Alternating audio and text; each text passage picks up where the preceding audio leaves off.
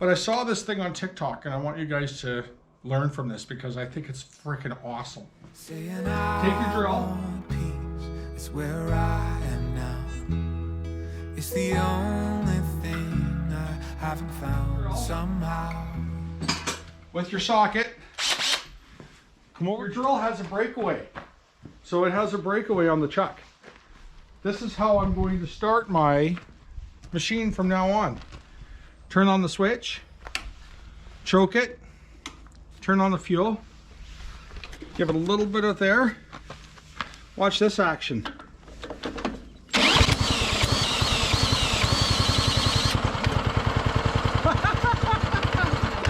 you kidding me? All these years I've been killing myself to try and start this frickin' thing, and look at it. I got a frickin' starter. Right? How do you not love that?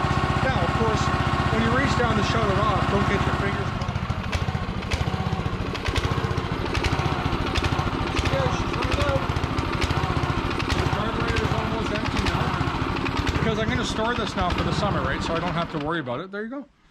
So now your carburetor is empty. Carburetor's here.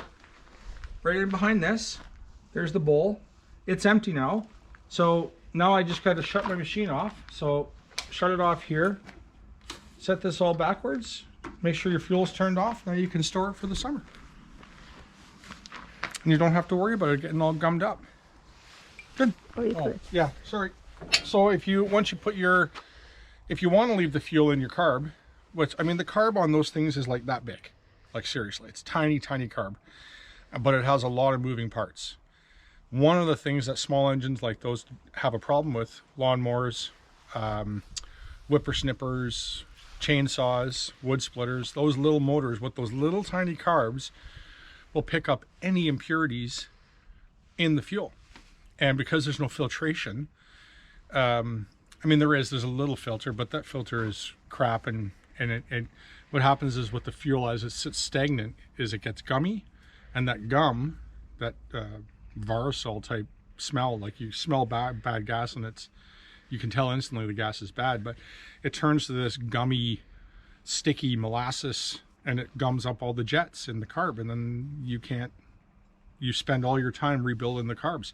$65, $75 for a carb rebuild kit, and all you gotta do is just empty the fuel out of the carb. Or stabilize it, put stabilizer in, but then stabilizer on a little tiny fuel tank. I mean, in the sleds, I'll put in a whole pile of stabilizer in my snowmobiles, but I don't know how much stabilizer to put in those little things. Yeah, so we're gonna change the line. So this is my front end loader on my John Deere. And these are John Deere parts that so this hydraulic line, so I contacted a couple of builders, hydraulic hose builders here that are local to us, and the first thing he asked me was, is it a John Deere? And I said it is, and he says, well, I can't, because I don't have the press for the John Deere part. He says, I can't make your hydraulic hose. I would probably have paid between $20 and $25 for a rebuilt hose, but this hose from John Deere, which is the replacement part, which, as you can tell, this is an aftermarket build. So is this one. This is the John Deere factory hose, and this is the rebuilt hose. You can see the difference in the connections, but this one was $100. So what I'm saying is I'm really going to spend some time to source this out a little bit better, because I don't really feel like paying $100 for a hose. But anyways, so this machine is what, 3 years old? Yeah. And the hoses are already done. On this side anyways, I mean, unfortunately, it's because they have such a hard bend on them. Okay, so I'm going to, can you just pass me that hose? That's it. I don't want to lose all the fluid that's in here.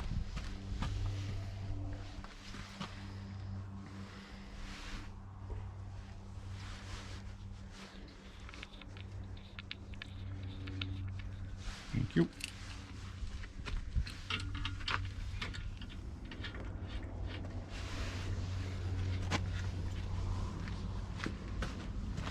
Okay, so I'm just going to get a rag here.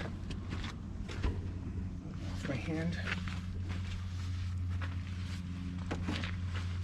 So you don't want to empty it all out. Well, look at that. You got the wrong size. No, I don't. I got the right size. That's the one I used for that one. I'll bet you any money this is a standard measurement instead of a metric measurement.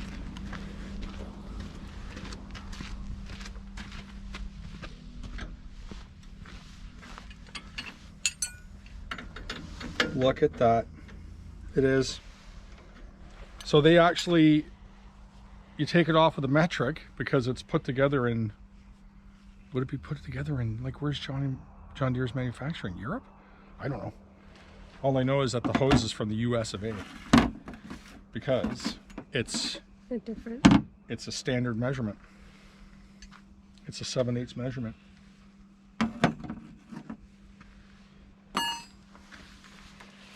Isn't that funny? Who would have thought? I'm actually going to try and get this.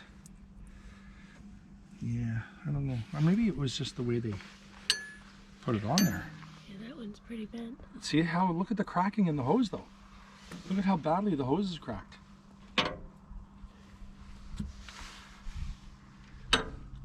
And what does that hose do? That's what allows my machine to go up and down. Oh, look at that. It's not even square.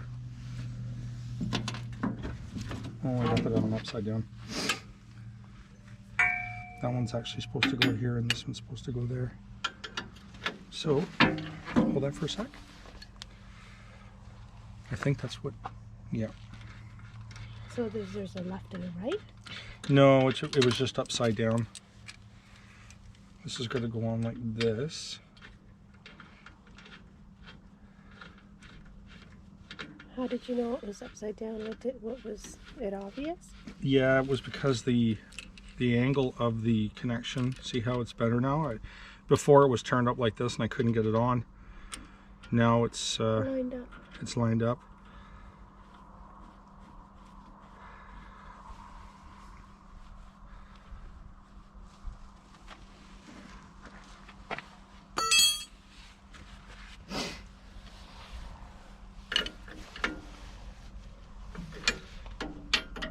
I don't imagine that you have to be overly zealous with tightening these because I didn't really... Do you have to fill it with fluid?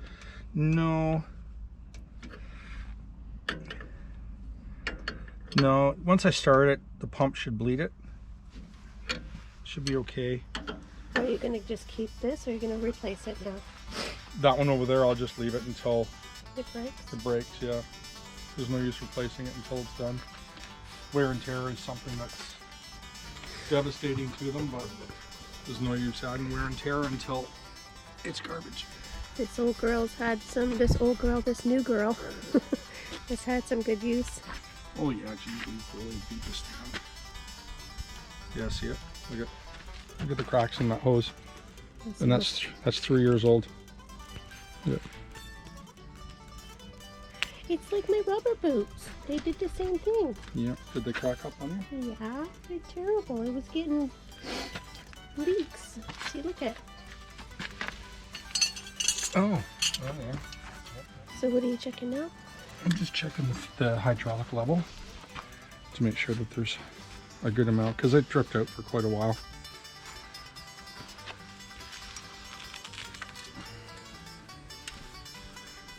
I did overfill it the last time I was filling it. Oh, it's good. Cool. That's because I overfilled it a little bit because I was expecting buffalo.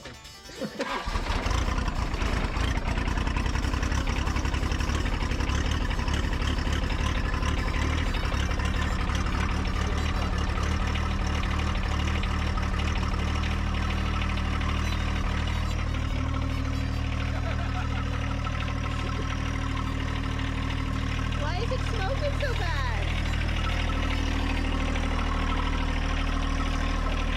It's a diesel.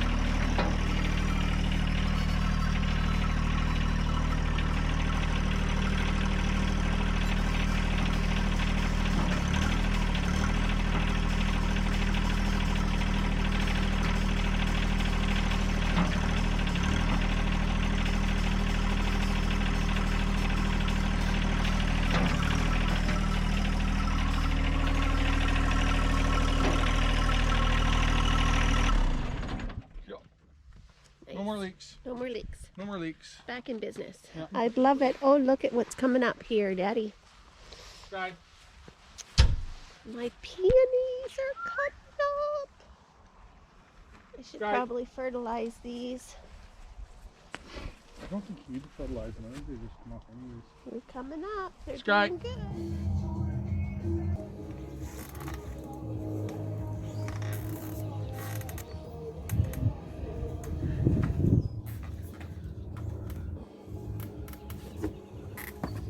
Yep.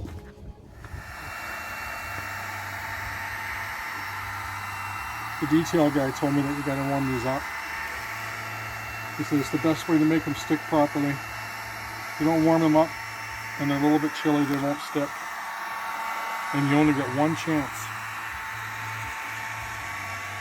to make it work. I've been looking at these things since January in the shop. I thought, oh, maybe I'll put them on today. It is a 3M, so this is quite good stuff. Got alcohol, wipe them out. Got to get all that extra dust off. Get all that dirt off of there. Don't let the alcohol sit too long though, because it burns it. Don't touch it with your hand, because if you put a fingerprint on it, same thing. The dirt and oil off your hand will wreck the 3M.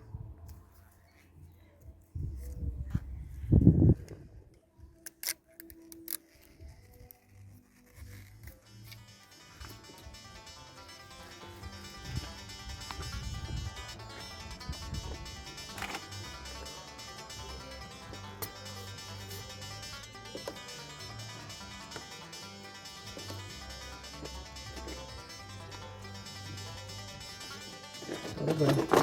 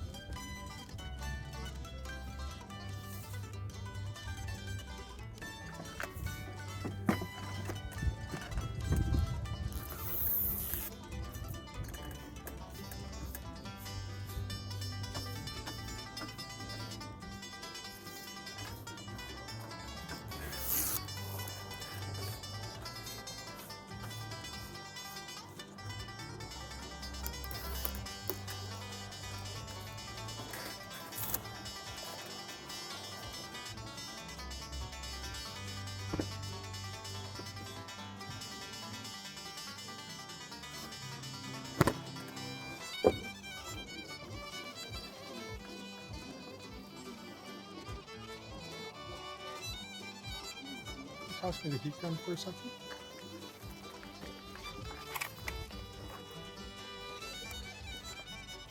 Okay.